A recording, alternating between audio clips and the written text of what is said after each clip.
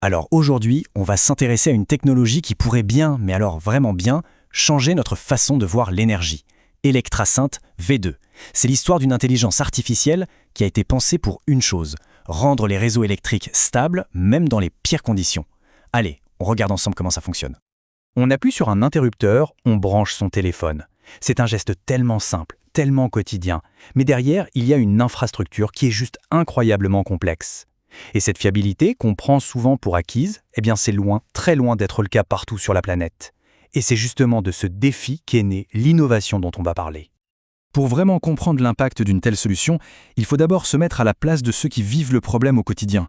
Un problème qui, pour des millions de gens, est une réalité de tous les instants. Il faut savoir que cette technologie, elle ne sort pas de nulle part. Elle est née d'un besoin criant, en République démocratique du Congo. Là-bas, le réseau électrique, c'est un véritable casse-tête permanent. Il faut jongler avec des phases électriques qui ne sont jamais stables, essayer de deviner quels appareils consomment trop et surchargent tout, et surtout composer avec des coupures de courant qui sont constantes. Dans ce contexte, bien gérer son énergie, ce n'est pas une question de confort, non, c'est une question de survie, tout simplement. Et face à ce défi de taille, une équipe d'ingénieurs a développé une réponse technologique particulièrement brillante, Electrasynth V2. Mais alors c'est quoi exactement ce boîtier? En gros, c'est une petite boîte intelligente dont le moteur, c'est l'intelligence artificielle. Son but, ce n'est pas juste de réagir aux problèmes, aux pannes, non, c'est de les anticiper.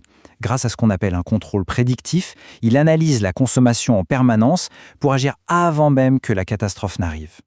Les objectifs affichés sont ambitieux, mais très clairs. D'abord, réduire la consommation de 40%. C'est juste énorme. Ensuite, permettre de tout contrôler à distance depuis un simple smartphone, ce qui redonne le pouvoir à l'utilisateur. Et enfin, le point peut-être le plus important, le système apprend tout seul en continu.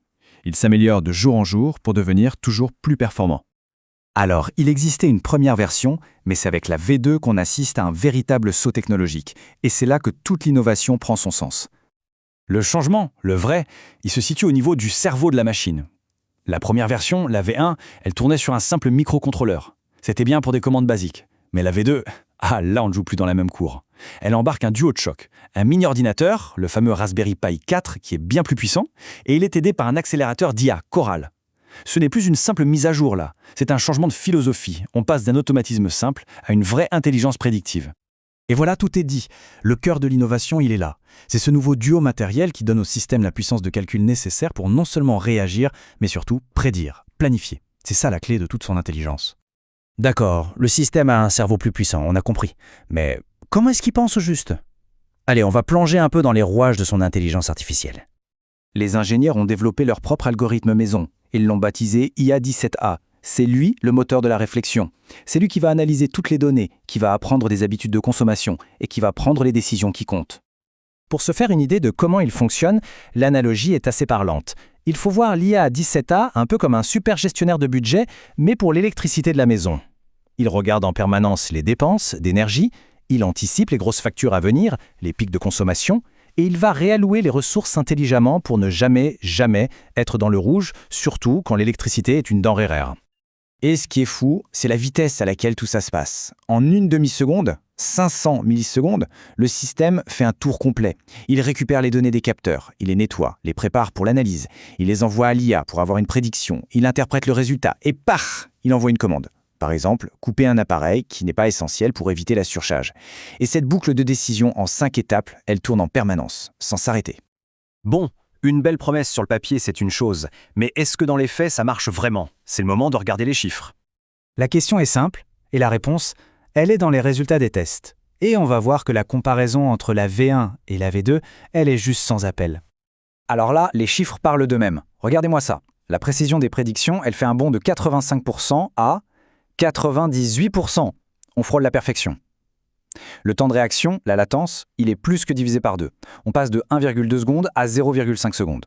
C'est quasi instantané. Alors oui, c'est vrai, le coût matériel est plus élevé, on passe de 90 à 214 $, mais honnêtement, le gain en performance est tellement colossal que la question ne se pose même pas. Ce bond de 85 à 98% en précision, ça change absolument tout. Ça veut dire qu'on passe d'un système qui se trompait une fois de temps en temps à un système qui est fiable, quasiment tout le temps. Et pour éviter une coupure de courant, croyez-moi, cette différence, elle est cruciale. Au final, si on devait résumer tout ça en un seul chiffre, ce serait celui-là. La V2 est 2,5 fois plus performante que son aîné. C'est une amélioration massive qui valide complètement le pari technologique qui a été fait. Alors, si on prend un peu de recul, au-delà de la technique pure, qu'est-ce que ça veut dire pour notre futur énergétique, une innovation pareille? L'enjeu, il dépasse largement la simple économie sur la facture d'électricité. Le but ultime d'Electrasynth V2, c'est de transformer une ressource qui est instable et imprévisible en une énergie sur laquelle on peut compter, une énergie qui est distribuée intelligemment. C'est une brique essentielle pour la stabilité, la qualité de vie et même pour le développement économique. Et évidemment, derrière cette technologie, il y a des gens. Il faut rendre hommage à l'équipe de MS Techniker RDC qui a porté ce projet, notamment Kevin Bouzet, le directeur technique, Grégory Bendo, le cerveau derrière l'IA, et Dorian Pongo, qui s'est occupé de toute la partie matérielle.